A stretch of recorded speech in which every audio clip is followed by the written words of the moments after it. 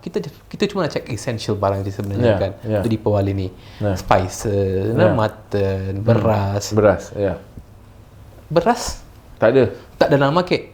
Berbulan-bulan tak dalam market. Bukan for Deepawali only Melainkan PRK lah.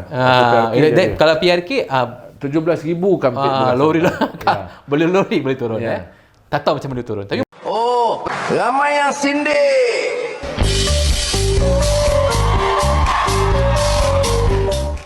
Ramai yang sindir, The Podcast. Kali ini kita akan bincangkan tentang sambutan Deepawali yang akan tiba tak lama lagi. Saudara Sultan akan sambut Deepawali. Kita semua akan meraihkannya bersama dengan rakan-rakan kita daripada komuniti masyarakat India pada 31 Oktober hujung bulan ni Deepawali tahun ini. Dan seperti tadi kami ada bincang sikit tentang persediaan perayaan ini. Nampaknya macam suram. Betul. Suram mungkin macam tempat YB pun belum lagi ada apa-apa persiapan bazar semua. Belum tidak ada. Nak kata adakah kerana sebab musim hujan, saya tak rasa sebab tu. Tetapi kita dapat lihat baru ni ada kenyataan yang dikeluarkan oleh daripada Persatuan Hindu Association Betul. daripada Negeri Pulau Pinang. Mereka telah membuat kajian lapangan, survey mereka sendiri yang menyaksikan bahawa dan mendakwa Hindu group in Penang allege 250% surge in goods and spice prices for Deepawali. Maknanya ada kenaikan harga sehingga 250%. Betul. Maknanya ini dua kali setengah ganda. Betul. Ya, betul. Kenaikan harga barang Betul. Terutamanya melibatkan spices ni apa kita panggil? Buah pelaga, buah lawang dan sebagainya. Cengkeh, rempah dan sebagainya. Dan juga barang-barang keperluan lain. Betul. Bahkan tadi kita bincang barang keperluan pun banyak yang tak ada dalam pasaran. Betul. Supply-nya kurang. Betul. Jadi kalau 250% dalam keadaan musim perayaan, yang mana memang semua orang tengah mencari peluang lah untuk berniaga pada ketika ini. Tetapi kenaikan ni kita lihat menunjukkan sesuatu. Apa pendapat Sultan? Kenapa sampai 250% kenaikan harga barang ini?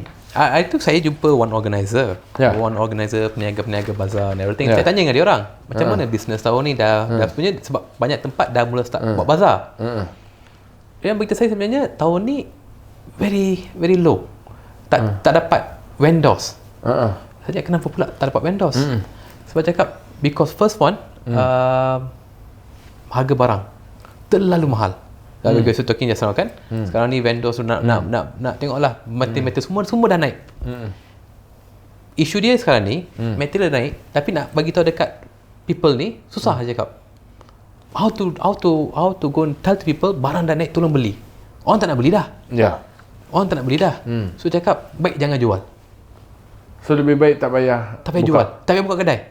Daripada kena kutuk, kena marah.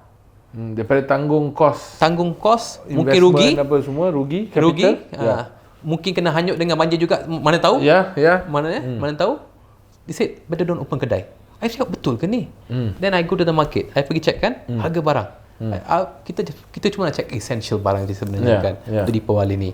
Spices, mutton, beras. Beras tak ada. Tak dalam market. Berbulan-bulan tak dalam market. Bukan for Deepawali only Melainkan PRK lah. Kalau PRK 17,000 kampit lori lah. Boleh lori boleh turun tak tahu macam mana turun. Tapi boleh turun kalau PRK. Other than that, ni tengok ni, if you look at rempah ratus, semua dah naik 250%. Daripada harga RM13 boleh naik jadi RM40 per kg. Ketara sangat. Ini of course kalau you T1, T10 tak ada hal. Tapi masyarakat India kebanyakan komplain juga. Betul, tapi masyarakat India kebanyakan tinggal dekat mana PPR. Betul. Dekat flat. Betul.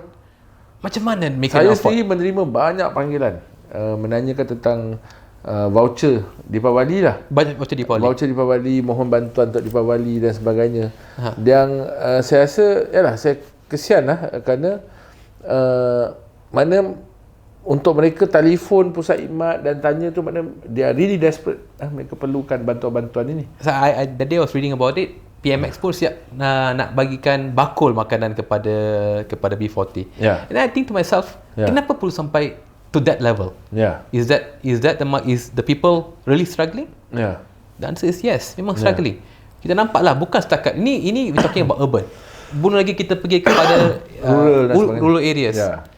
They are very very voiceless. Yeah. Deepavali supposed to be a time of enjoyment, time of festive kan? Yeah. Tapi for most of Indians, it is just another ordinary day where they are oppressed and they don't have a way out. Bahkan menurut Datuk P. Murugia, Presiden Persekutuan Hindu Penang (PHA), memang ketara kenaikan contoh barang-barang seperti harga kapulaga ni banyaklah herb spices guna dalam masyarakat India punya masakan guna dalam masakan naik daripada RM40 sekilo kepada RM140 sekilo. Wow. Tapi recently the US dollars tu our kita tak tanam rempah ni kan? Kita daripada luar. Ni daripada luar. Alright. Before this saya faham lah kan sebab cakap harga ringgit tu tinggi. Yeah. Tapi sekarang dah turun. Sepatutnya turunlah. Tapi kenapa tak turun brother? Bahkan naik 2 kali ganda setengah. 2 kali ganda setengah. 50%. At this point, I think there is hanky-panky lah dekat sini. Dekat sini maybe enforcement I think are not doing the job very well in managing this. Especially contohlah musim-musim Deepavali macam ni kan. Musim-musim Deepavali ni bukan it's happening once every 4 years. Setiap tahun waktu ni you dah beritahu dah. Benda ni akan naik. Berapa banyak consumption. Kita kena kawal harga, kita kena do all these things. Tapi ini dah dekat about 10 or 15 days more before Deepavali. Sampai sekarang belum lagi keluar any mechanism untuk kawal harga, untuk bantu masyarakat India, untuk ease the trouble. Nothing yet. I think mungkin mereka merasakan komuniti masyarakat India ni sudah jadi fixed deposit pada mereka. Ataupun mungkin masyarakat India ni dah jadi maha kaya dan elit. Unlikely lah. Tak tahulah. I do not know. Setakat pergaulan saya tu ada yang T20 tu ada juga kawan-kawan saya. Tetapi majoritinya masih lagi memerlukan bantuan, masih lagi memerlukan apa kita panggil assistance daripada kerajaan, suntikan dana dan sebagainya. Tetapi tak diberi. Tak diberi. Jadi so where's the sincerity of the government then? Satu sebenarnya saya tak tahu adakah kerajaan masih lagi tidak menjumpai formula bagaimana nak menyelamatkan ekonomi ni. Kerana lebih kurang nilai pendapatan rakyat tu, maka lebih rendahlah kuasa membeli mereka. Jadi kalau teks diperkenalkan lebih banyak, rasionalisasi subsidi petrol juga rasionalisasinya dilaksanakan, maka kita nak tengok berapa sebenarnya perkhidmatan kerajaan tu yang kerajaan boleh gunakan untuk selesaikan masalah-masalah seperti ini tadi. Kenaikan harga barang dan sebagainya. Tetapi kalau kita tanya kepada Menteri KPDN HCP dan juga kepada Mat Sabu ni, saya percaya mereka sampai sekarang tak tahu apa nak jawab ni. Soal lagi Menteri Ekonomi. Menteri Ekonomi jangan lupa pula. Sebab he came up with the formula dia. Formula inovatif. Sekarang tapi ni dia selain daripada vending machine tu, tak ada pula sebarang formula ekonomi untuk menjana ekonomi Malaysia on a macro scale. Saya tengok dia fokus lah sekarang ni pergi melawat projek-projek yang dilaksanakan, Saudara Fizi. Contohnya projek tanam cili dan sebagainya.